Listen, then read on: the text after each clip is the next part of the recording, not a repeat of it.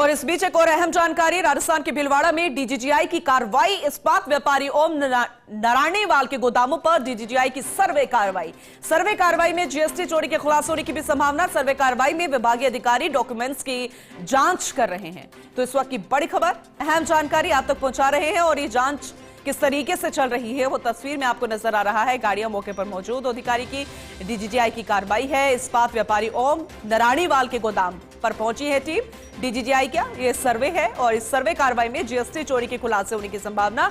जो शिकायत मिली थी उसी के आधार पर यह एक्शन लिया गया है और डीजीजीआई की टीम पहुंची है। सर्वे कार्रवाई की जा रही है। विभागीय अधिकारी डॉक्यूमेंट्स की फिलहाल जांच कर रहे हैं, पूछताछ होगी और उसके बाद ही सब कुछ साफ हो पाएगा।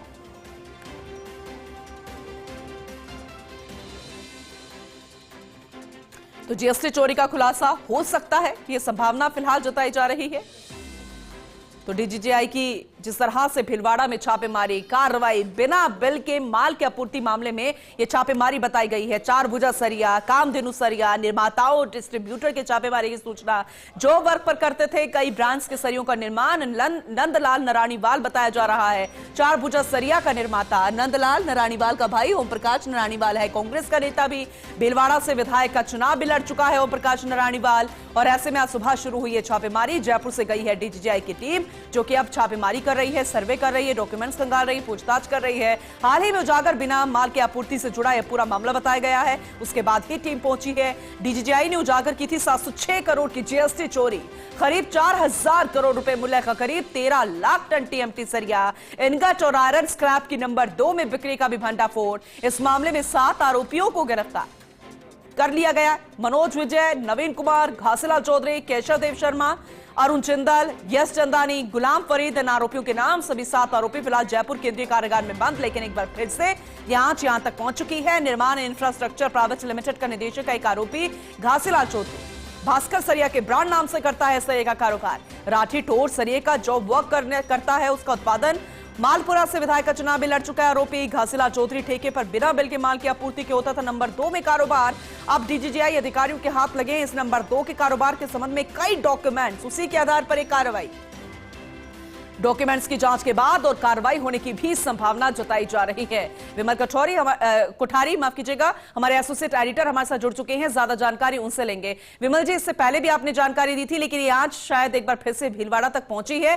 कई नाम उजागर हुए और गिरफ्तारियां भी हुई, लेकिन अब जो शिकायत मिली है उसके आधार पर इस सर्वे की कार्रवाई, जरा डिटेल में बताइए अभी क्या कुछ चल रहा है। ये जो पूरा मामला है ये 4000 करोड़ रुपए के राजस्थान के अंदर और राजस्थान के बाहर जो फर्जी बिना बिल के जो सरिया, इनगट और लोहा स्क्रैप वगैरह का जो कारोबार होता है उससे जुड़ा हुआ मामला बताया जा रहा है। इस मामले को लेकर डीजीजीआई ने 17 फरवरी को शुरुआत की थी छापेमारी की। 18 फरवरी को एक आदमी को गिरफ्तार किया था। 19 फरवरी को और बचे हुए लोगों को गिरफ्तार किया था। इस पूरे मामले में डीजीजीआई की टीम ने 7 लोगों को अरेस्ट किया था। 7 लोगों को डीजीजीआई ने कोर्ट में पेश किया और इन सभी 7 लोगों को अदालत ने जेल भेजने के आदेश दिए। इस मामले में जो खास बात है वो ये है कि ये जो 4000 करोड़ रुपए का कथित रूप से जो कारोबार बताया जाता है, जिसमें करीब 13 लाख टन टीएमटी सरिया, इनगट, आयरन स्क्रैप की बिक्री नंबर 2 में किए जाने का खुलासा डीजीजीआई अधिकारियों ने करने का दावा किया है। इस मामले में डीजीजीआई अधिकारियों के पास में बहुत सारे डॉक्यूमेंट्स भी मिले थे जब फरवरी में छापेमारी हुई थी। तो इन डॉक्यूमेंट्स को डीजीजीआई अधिकारी खंगाल रहे हैं। जिन लोगों ने इन आरोपियों के साथ में किसी भी तरह का लेन देन किया था, डीजीजीआई अधिकारी उन लोगों को एक मौका दे रहे थे कि यदि उन्होंने जीएसटी की कोई हेराफेरी की है तो वो लोग आकर के अपना जो जीएसटी चोरी की अमाउंट है उस अमाउंट को जमा करा दें। चूंकि कुछ लोगों ने जमा नहीं कराया था, तो इस आधार पर इस कार्रवाई की आज से शुरुआत हुई है। बिल्कुल बिल्कुल विमल जी, और जिस तरीके से एक बार फिर से अब डॉक्यूमेंट्स खंगाले जा रहे हैं, कई नाम जो सामने आया है वो हम फिलहाल बता भी रहे हैं, लेकिन ये कहा जा रहा है विमल जी कि जब दस्तावेज की जांच पूरी हो जाएगी, ये पूछताछ पूरी हो जाएगी, तो कई खुलासों की संभावना है। तो वो खुलासे और क्या हो सकते हैं?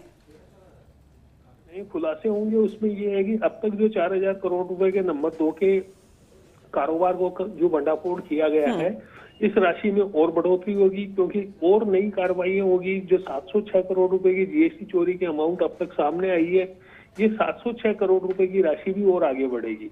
इसमें सबसे खास बात यह है कि अब तक जिन 7 लोगों को आरोपियों को गिरफ्तार किया गया है, इस संख्या में भी और बढ़ोतरी हो सकती है। जो सूत्रों से हमें जानकारी मिली है उसके हिसाब से ये है कि अब तक करीब 15 से 20 लोग डीजीआई के रडार पर हैं, जिन लोगों ने नंबर 2 के अंदर ये जो टीएमटी सरिया है, इस्पात है, इनगट है, आयरन स्क्रैप है, इनकी बिक्री की है। खास बात ये भी है कि ये जो पूरा नंबर 2 का जो पूरा कारोबार है, जिसके अंदर मिस्टर मनोज विजय और नवीन कुमार को मास्टरमाइंड माना जा रहा है, इनका एक पार्टनर और भी बताया जा रहा है, जो फिलहाल अभी भूमिगत है।